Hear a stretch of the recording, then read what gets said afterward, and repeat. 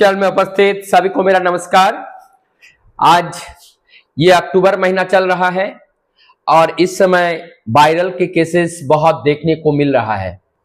तो इस वायरल से निपटने के लिए हम अपने घर पर क्या प्रयोग में ला सकते हैं और जिससे हम अपनी इम्यूनिटी को बढ़ा करके और इस वायरल से हम बच सकते हैं। इसके लिए मैं ये बताऊंगा कि हमारी कुछ घरेलू औषधियां हैं। औषधियां क्या हैं? हमारे रसोई घर में जो भी चीजें हैं ये सब एक मेडिसिन की तरह ही है। ये मेडिसिन की तरह काम करते हैं और बहुत सारी बीमारी इससे ठीक होता है। अब हम जानेंगे कि इस टाइम हल्का ठंड भी शुरू हो गया और हमें काढ़ा कैसे बनाना है और किस तरह से इस काढ़ा का सेवन करना है, कितने बार करना है, कितने मात्रा में इनके अंदर जो इंग्रेडिएंट है उस इंग्रेडिएंट को कौन कितने मात्रा में लेना है, ये सारी चीज के बारे में मैं बताऊंगा। अब इसमें सबसे पहले आज इस टाइम वायरल फीवर हो चाहे बैक्टीरियल फीवर हो, ठंड में कोल्ड हो, फ्लू हो या केवल नॉर्मली जो ठंडी गर्मी लगने से इस तरीके से जो प्रॉब्लम्स हो रहा है, इसके लिए हमें क्या करना है? हमें इसमें अदरक लेना है। अदरक कितना लेना है?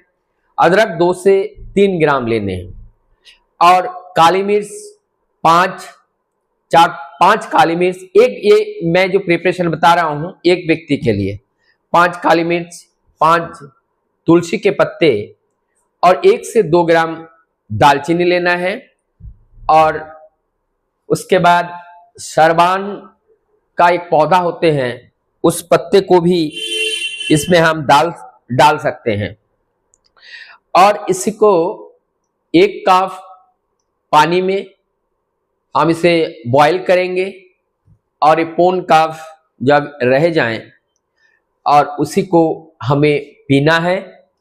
यदि डायबिटीज नहीं है तो वहां पर हम गुड़ या जो मिश्री है या शहद है वो इसमें मिला करके हम ले सकते हैं, वो भी हमारे शरीर के लिए लाभदायक है। तो यहाँ पर कब हमें काढ़ा का प्रयोग नहीं करना चाहिए, इस बात के जानने के लिए जब हमारा डाइजेशन, अगर पेशेंट का डाइजेशन सही नहीं है, डाइजेशन ठीक नहीं है, उस समय ये काढ़ा का प्रयोग ना करें तो बेहतर है। ये काढ़ा दिन में कितने बार पी सकते हैं? ये काढ़ा दिन में हम 3 से 4 बार अर्थात 6 घंटे 5-6 घंटे के अंतराल में हम इसे ले सकते हैं।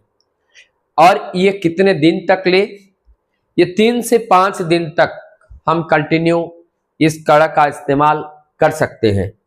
जब हमारी बीमारी ठीक हो जाए, क्या हम काढ़ा उस समय प्रयोग कर सकते हैं? हाँ, उस समय भी हम इस काढ़ा का प्रयोग कर सकते हैं, लेकिन वो ना तो 2 बार, ना 3 बार, ना 4 बार, वो दिन में 1 बार अगर हम करें तो ये हमारे शरीर के लिए लाभदायक ही सिद्ध होगा। तो इसी प्रकार से ये काढ़ा का अनेक उपयोग हैं हमारे जीवन में और इस काढ़ा का प्रयोग जब हम करते हैं तो वर्तमान जो वायरल और इस टाइप के जो फीवर है और खास करके ये जो अक्टूबर, नवंबर, सितंबर से शुरू होता है और पहले तो केवल वो दिल्ली में या आसपास एरिया में डेंगू का प्रकोप था, लेकिन इस समय ये संपूर्ण भारतवर्ष में कम ज़्यादा के हिसाब से हर जगह कुछ ना कुछ देखने को मिलता है। इसलिए इस काढ़ा का प्रयोग हम करें तो इससे हम बच सकते हैं। और इसके साथ साथ एक बात मैं बताता चलूं, जो वर्तमान में इस वायरल फीवर से बचने के लिए कुछ मूलभूत बातें हैं कि अगर हमें ठंड लग रही है तो हमें ठंड ना लगे उस अनुपात में कपड़े पहनना चाहिए। उसके बाद जो पंखा का अगर जरूरत नहीं है तो पंखा बंद कर देना चाहिए। फ्रिज का ठंडा पानी का सेवन ना करें और किसी भी तरह का जो खट्टा है सॉस के फॉर्म में या जो हम आचार के फॉर्म में जो खट्टा लेते हैं यह हमारे शरीर के लिए नुकसान है। और इसमें खास एक चीज क्या है, जैसे कि आंवला इस ठंड में अभी मिलती है, क्या हमें खांसी हो रहा है, जुकाम हो रहा है, आंवला खा सकते हैं? हाँ, आंवला हम से ले सकते हैं। और इस आंवला में विटामिन सी है, और इस सी होने के नाते यह हमारी गले की जो रफनेस है उस चीज को पूर्ति करती है, साथ ही साथ बॉडी इम्यूनिटी को बढ़ाती है। इसीलिए नुकसान से ज्यादा इसमें फायदा है, तो इसलिए इसी का सेवन भी इस ठंड में सलाद के फॉर्म में हम इसको प्रयोग कर सकते हैं, या विभिन्न फॉर्म में इसी को बॉईल करके इसी का पानी भी हम पी सकते हैं गरम गरम, और वो भी हमारे लिए रासायन का काम करता है। इसी प्रकार से ये कुछ मूलभूत बातें थी जो मैंने सोचा कि हम सबकी जानकारी होना चाहिए और सबके नॉलेज में रहना चाहिए, और ये प्रिकॉशन अगर हम करें तो इससे जो है हम इस बीमारी से बच सकते हैं। हाँ, एक बात मुझे और याद आ गई कि ये जो अभी ठंड शुरू हो रहा है, इस समय जरूरत है सरसों का तेल थोड़ा गुनगुना गर्म करें, शरीर में मर्दन करें, उसके बाद गर्म पानी से नहाएं, और पीने के लिए भी गुनगुना पानी का भी इस्तेमाल करें। इससे भी हम अपनी बॉडी इम्यूनिटी को मेंटेन रख पाने में सफल होते हैं। तो ये सारी बातें अगर हम ध्यान रखेंगे तो हम अपने शरीर को निरोग रखने में काफी हद तक हम सफल हो पाएंगे।